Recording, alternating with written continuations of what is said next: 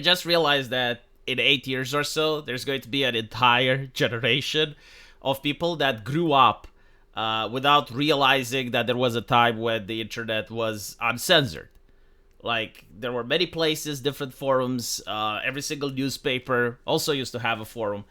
And you could pretty much say whatever you wanted, except for, impersonating moderators or being obnoxious or spamming. But other than that, like, literally anything. Yes, even the N-word. Like, you could say anything. Just like when you go out and you talk with another person on the street, like, pick any topic, you could have said that on the internet. And there was no moderation whatsoever. And as such, the internet becomes this place where you have various individuals who have something to say. Like, they would create a channel, they would say certain things, and then you generally had, like, the free marketplace of ideas where people, the subscribers, would decide who is the winner and who's the loser.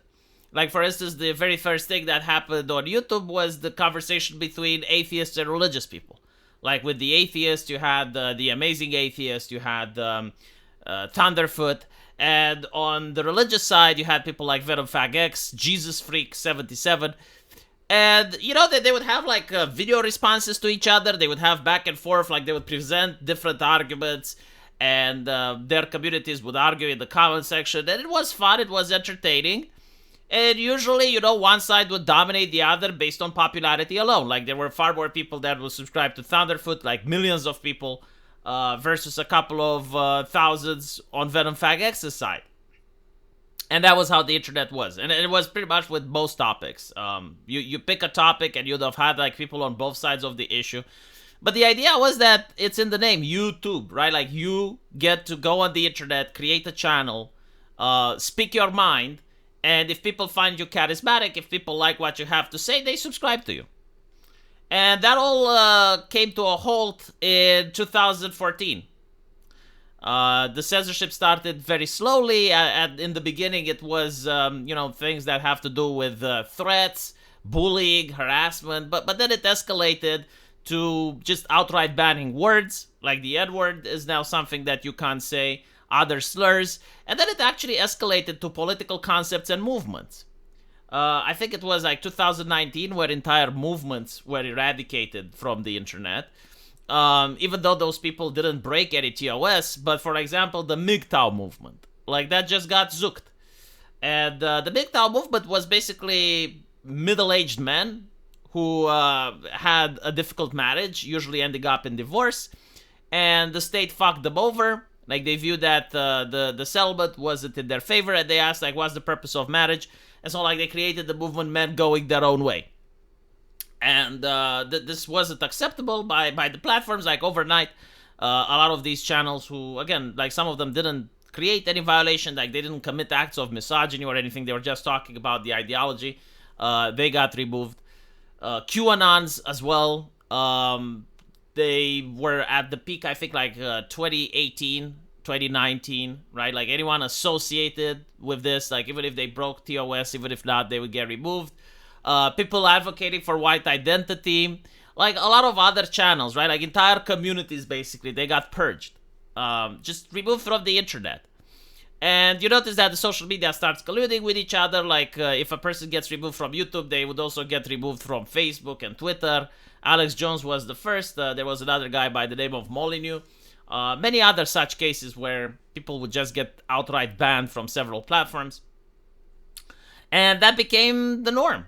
And it peaked during COVID. It went to the point where the internet was a completely different reality than what was in real life. Like, in real life, if you talk to a cab driver about the pandemic and what he thinks about the politicians and Dr. Fauci, the moment he opened his mouth, it would be a terms of service violation on the internet. And so, like, people who had different opinions, they would just get cut out from the system. This is how Reddit does censorship even today. Like, Reddit now is banning links from Twitter. And so that's the old way of doing censorship, and apparently it doesn't work for different reasons. Number one, adults don't like being treated as children. Like, adults don't like being censored. And number two, it's obvious, right? And they notice that people are starting to believe the opposite. Like, if you censor something, then people will assume it's a lie, and they will believe the exact opposite. probably this is what got Donald Trump elected, because a lot of the academics, a lot of the influential people just don't understand. Like, the woke values, the Democrat values were absolutely everywhere. In TV shows, in movies, in schools, in universities, at the workplace, with HR, on the internet, and yet Donald Trump gets elected. So you're censoring everything, and you're just only promoting your message, and despite of that, still, people vote for Donald Trump. And so they have to come up with a new way of censoring, right? Like something more subvert, something that's still accomplishing the goal of making sure that people see the message, but at the same time, it's not so obvious. It's not so over the top. And the way that they did it, and you notice it being done on Twitter, I'm pretty sure Facebook does it, and YouTube is doing it as well, is through the influencers themselves. Like, up until now, in 2018, like any influencer had to climb the ranks based on their own merit. The reason PewDiePie is so famous is not because he joined a corporation or because he struck a deal with a company. No. PewDiePie managed to get where he is because of his talent. Like, he was talented, a lot of people liked him, and thus he rose to fame by pulling himself on his own bootstraps. However, that's not the case now anymore. Now you'll notice the different type of content creator. One of the ones that actually dragged the attention on beta testing this was a girl on YouTube that lived in a van. So, like, this chick that allegedly was making videos about living in a van, all of a sudden she's getting millions of views, she's getting a lot of subscribers, and it makes absolutely no sense because this is not a gradual growth, right?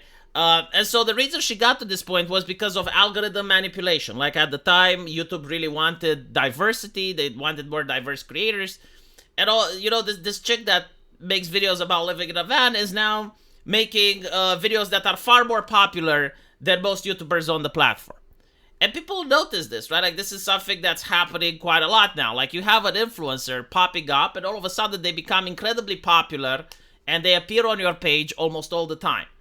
And when you also look at who are the most popular influencers, almost on any platform now, they're usually affiliated with a company, usually a PR company or a corporation, or if not even a government entity. And this is the norm now. Like, the independent content creators are completely marginalized. And when you look at everyone else, they're associated with something. Like, you look at the VTubers, right? On the top, very few VTubers are independent. Like, they're associated with a brand. They're associated with a corporation. When you look at even people like Asmongold, right? Like, if I'm not mistaken, he's associated with a PR team. Like, almost every single person that's at the top that gets more than 1 million views, like, they're associated with some brand, some corporation. Look at Tim Pool, right? Like, look at the people that are associating themselves with Daily Wire. Like, these are the people that the algorithm promotes. And Elon Musk actually talks about this, right? Like, he says freedom of speech, not freedom of reach. And it just so happens that the people who are connected, the people that have access to the corporations or to the governments, they have the reach. While the people that aren't connected, you barely see them. It's very difficult for me to go on Twitter without seeing Elon Musk or Ian Miles Chung. And I tried doing this on other accounts without, like, ever following or clicking on them, and yet there they are. And so, like, this is the new tactic. People who are working for corporations are a lot easier to control. Like, if you step out of line, if you talk about something that the corporation doesn't want you to talk about, they can always step in. Sure, you know, like, nowadays they don't step in as much as they used to because, you know, there's a new administration, like the Trump administration, things are changing. We don't really know what the subjects that people aren't allowed to talk about because we're in the middle of a cultural shift. But if it was COVID again, I mean, yeah, like, the company could basically say, you know, stop spreading medical disinformation or we drop you. And, you know, you can choose not to do what they want and then they drop you and you notice a massive algorithm decline. And they don't have to censor you, it's just that your message is going to be buried under all of the corporate mouthpieces. YouTube actually does this, like Susan Wojcicki said, that she wants to promote authoritative media. Like, they're honest about it. This is not a conspiracy theory or anything. Like, they're basically honest. Like, what is an authoritative media? Well, someone associated with a brand, right? It's not an independent creator. It's not some random person. No, it's like someone that's associated with a corporate brand. And this is who social media is promoting now. So basically what ends up happening is that most of the people you follow that are popular are probably working for some brand. Some of them are outspoken about it, right? Like someone that, like Matt Walsh. Like, he's outspoken over the fact that he is working for the Daily Wire. Like, it's no surprise. It's no, right? So, like, a lot of the stuff that Matt Walsh is saying, you gotta wonder, it's like, is it his personal opinion, or is it something that the Daily Wire wants him to say? Or does he have certain opinions that the Daily Wire wouldn't want him to share? Candace Owens is a counterexample, right? Like, Candace Owens basically got in trouble because she had certain opinions that the Daily Wire didn't like, and so she ends up getting fired. And it affects her algorithm, right? Like, it affects her boost. This is something that is going to move forward. And, you know, now you got the illusion of freedom. Like, sure, you can say whatever you want. It's just that as long as you say the correct things, and as long as you associate yourself with the correct brands, or you work for the government, because we saw a lot of leftist influencers taking money from various super PACs, then you're going to actually manage to grow on the platform. The moment you choose the opposite, the moment you work against the brands, the moment you, like, for instance, start talking about counter-revolutionary talking points, you get suppressed. And so this is, I think, the system that's going to move forward. I think it's a very effective system. It's a system that's very easy to control people. And we'll see what happens. Let me know what you think. And I'll see you guys in the comment section. Take care.